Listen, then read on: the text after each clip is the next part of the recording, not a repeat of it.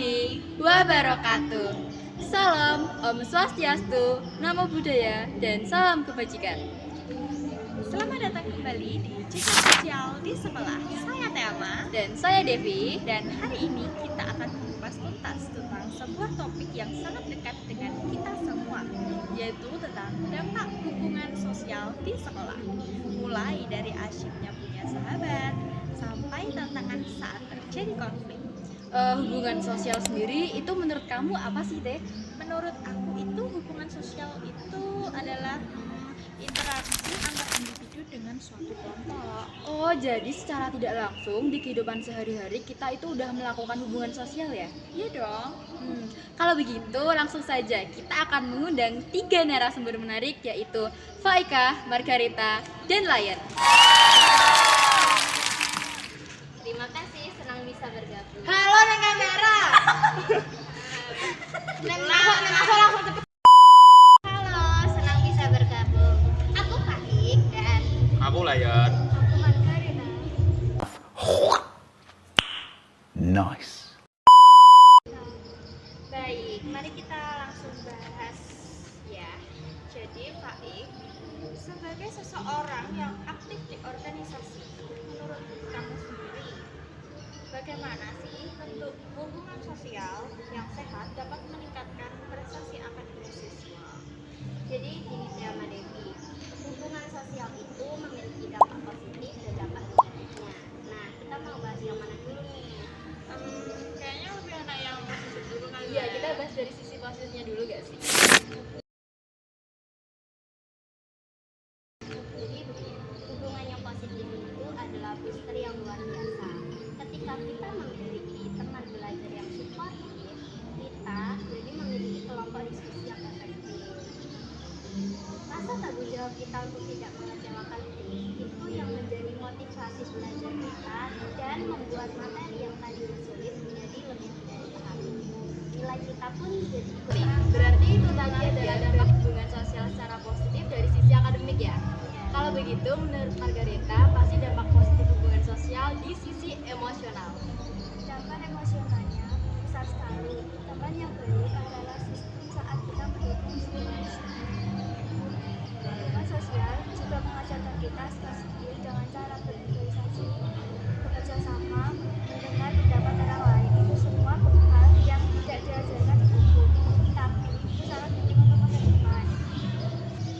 Jadi, hubungan sosial yang kuat itu bisa meningkatkan nilai sekaligus kualitas diri ya. Luar biasa Benar banget. sekali deh, Amar. Tapi tentu tidak semua bisa berjalan mulus. Kayak misalnya ada beberapa kendala yang ada di tengah perjalanan atau masalah atau konflik atau apapun. Lion, Anda pasti sering melihat sisi gelap dari interaksi di sekolah. Apa dampak negatif paling signifikan yang muncul dari hubungan sosial yang tidak sehat? Sayangnya, dampak negatif terbesar adalah munculnya konflik jangka panjang dan yang paling serius adalah perundungan dan bullying serta hubungan sosial yang toksik menciptakan lingkungan yang penuh kecemasan dan ketakutan, dan korban bullying bisa mengalami trauma mental. Berarti sangat berefek ya. Kalau begitu, selain bullying, dampak apa lagi yang bisa dihasilkan? Ada juga tekanan kelompok yang negatif, misalnya dorongan untuk bolos, melakukan hal yang tidak baik, atau menghabiskan waktu dengan hal yang sia-sia hanya untuk diakui dalam sebuah kelompok.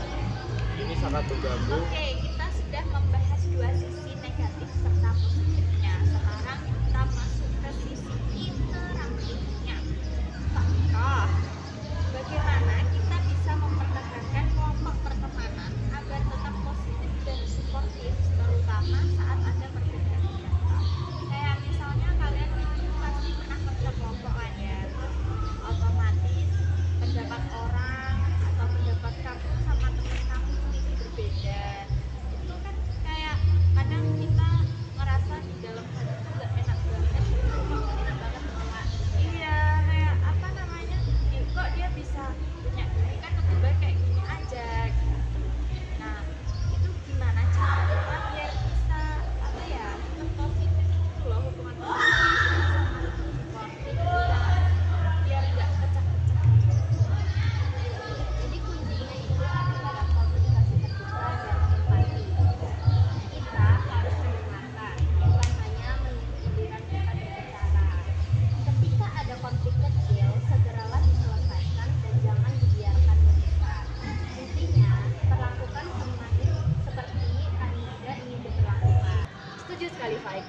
tadi adalah cara-cara interaktif. Kalau begitu, boundary apa yang si siswa bisa bangun untuk menghindari pressure yang negatif? Siswa harus mengenal nilai diri mereka. Tanamkanlah bahwa tidak apa-apa untuk berbeda. Serta belajarlah berkata tidak dengan sopan tanpa merasa bersalah. Dan carilah kelompok yang mendukung tujuan Anda, bukan yang menjauhkan Anda dari tujuan tersebut. Berarti kita harus belajar untuk menghargai diri kita sendiri sebelum kita menghargai orang lain. Ya, betul sekali. Pesan yang sangat kuat. Dan terakhir untuk lain, jika seorang siswa melihat temannya menjadi korban bullying atau konflik, apa langkah cepat yang harus ia lakukan? Jangan diam, bandingan adalah bahan bakar bullying. Segera laporan kepada guru atau bimbingan konseling. Jika tidak berani melapor sendiri, maka ajak teman. Yang lebih penting, jangan ikut-ikutan atau menertawakan. Dukung korban, bukan pelaku. Pesan yang sangat menarik. Terima kasih atas pencerahannya, Layan. Kalau begitu, terima kasih untuk pandangannya yang sangat mencerahkan. Jadi Teh, sekarang waktunya untuk apa? Untuk kesimpulan dong. Tentu kesimpulannya adalah hubungan sosial di sekolah adalah pedang bermata dua. Di satu sisi, ia adalah katalisator untuk kesuksesan akademik, pertumbuhan emosional, dan pengembangan soft skill yang tak ternilai harganya. Ia membangun jaringan dukungan yang membantu kita melewati masa sulit. Tapi ya, di sisi lain, hubungan sosial yang buruk bisa menjadi sumber stres, kecemasan, konflik, dan bullying. Oleh karena itu, kita semua, baik siswa, guru, maupun orang tua, memiliki tanggung jawab untuk menciptakan ekosistem sosial yang inklusif, saling menghormati, dan aman. Berani bersikap positif, berani menolak negatif. Pesan penutup yang sangat indah. Terima kasih banyak kepada Faika, Lion, dan Margareta atas waktu dan pandangannya yang sangat berharga. Sama-sama, senang bisa membantu. Dan terima kasih untuk para pendengar setia Jejak Sosial di Sekolah. Sampai jumpa lagi.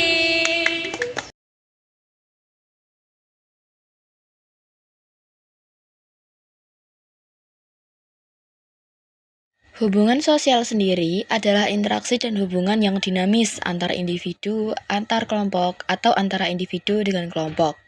Hubungan ini melibatkan pertukaran informasi dan pengaruh timbal balik yang sangat penting untuk membentuk identitas diri, memengaruhi perilaku, dan dampak pada kesehatan mental serta fisik.